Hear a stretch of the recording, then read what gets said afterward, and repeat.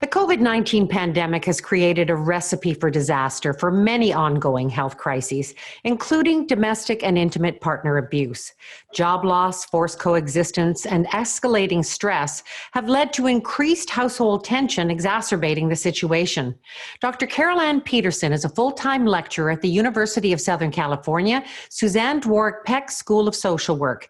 She teaches courses on domestic violence, leadership, diversity, policy, and advocacy, is the author of Interpersonal Aggression, Complexities of Domestic and Intimate Partner Abuse, and she is a survivor of domestic violence. We're so happy that you could take some time to join us today. Thank you. The title of your book speaks volumes, referring to the complexities of this issue. There is nothing simple about it, and the pandemic is having a truly negative effect. What do we know about the incidence of abuse, and are there indications that the frequency and the severity are increasing during this pandemic? Unfortunately, it is increasing during the pandemic. We're seeing it globally. 54% increase in China. 30% increase in France in the first 2 weeks of a lockdown. In fact, the report I saw about 2 months ago, Denver saw an increase of 300 calls in one day. So it is just continuing to escalate. And the more we lock down, the more victims and children have nowhere to go. We know that when an abuser goes to work, there's a little reprieve for victims. Kids go to school, there's a reprieve for them. That's not happening right now. They're there 24 hours a day, 7 days a week, and not seeing an end in sight. Well, the virus is truly creating chaos in terms of the many guidelines and what is open for service, what is not open for service.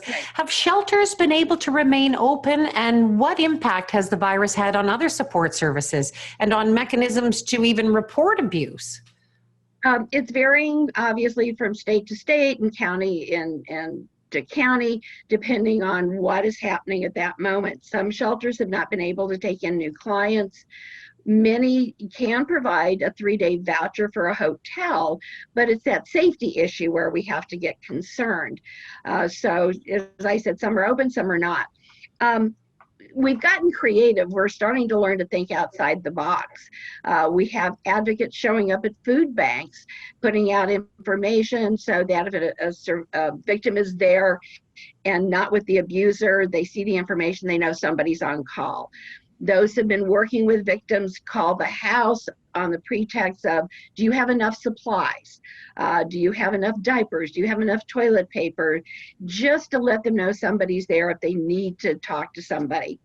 Victims are getting creative. They're using their cell phone to text messages and then learning how to delete those messages so it's not found by the abuser. So we're all thinking outside the box of what we need to do to keep victims and children safe.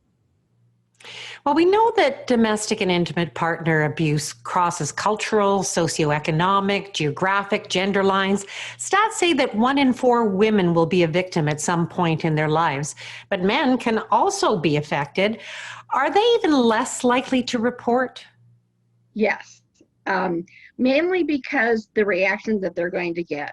As educated as we're making law enforcement, there's still, sometimes they're calling and the police are going, what do you mean your wife is abusing you?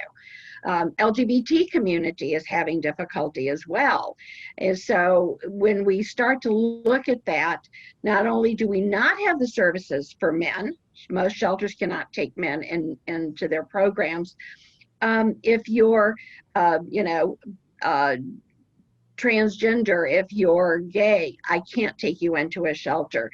So we have to learn to even think outside the box for men who are victims when what they're going to get is sometimes not what they need. And what about women? Pre-pandemic and during the pandemic, what percentage are likely to actually make a report? It's going to vary. Some victims will make a report, and depending on the response they get, may not call back again. Others who get that response of there's somebody there are likely to call again. It gets misleading for the general public that victims will leave and return 7 to 10 times. I take a different spin on it. They're pushing the envelope.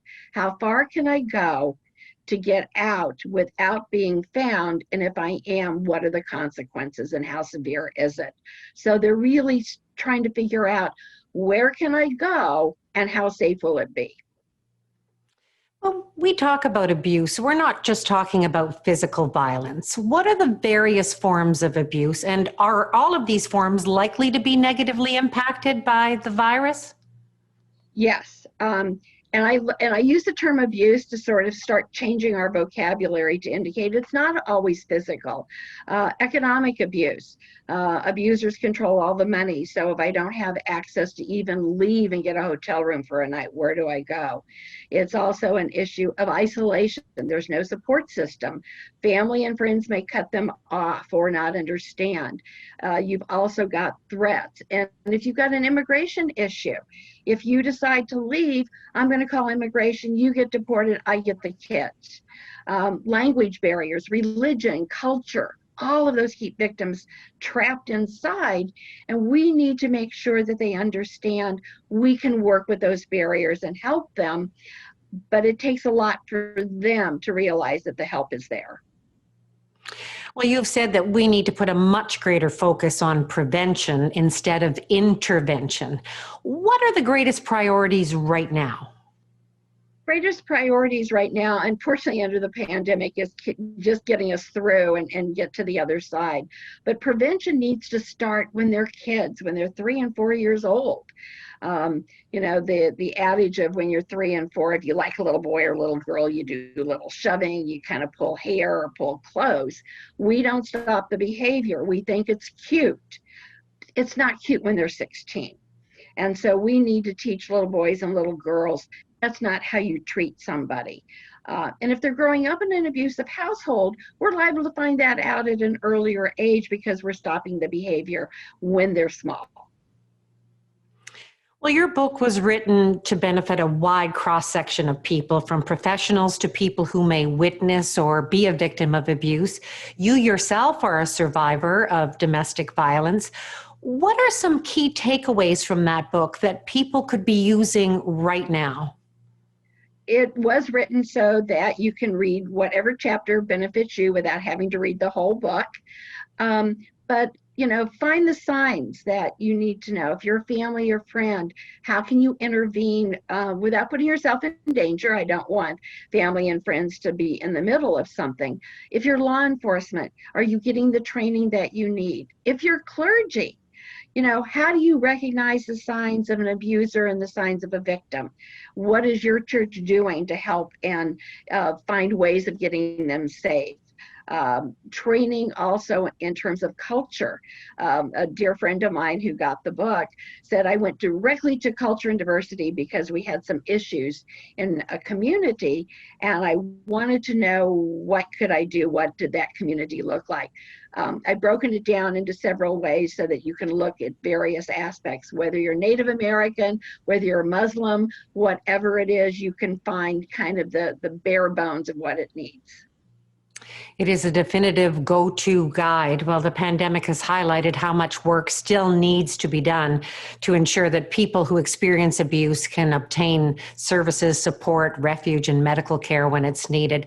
Dr. Peterson, thank you so much for sharing with us today. Thank you. I appreciate the time.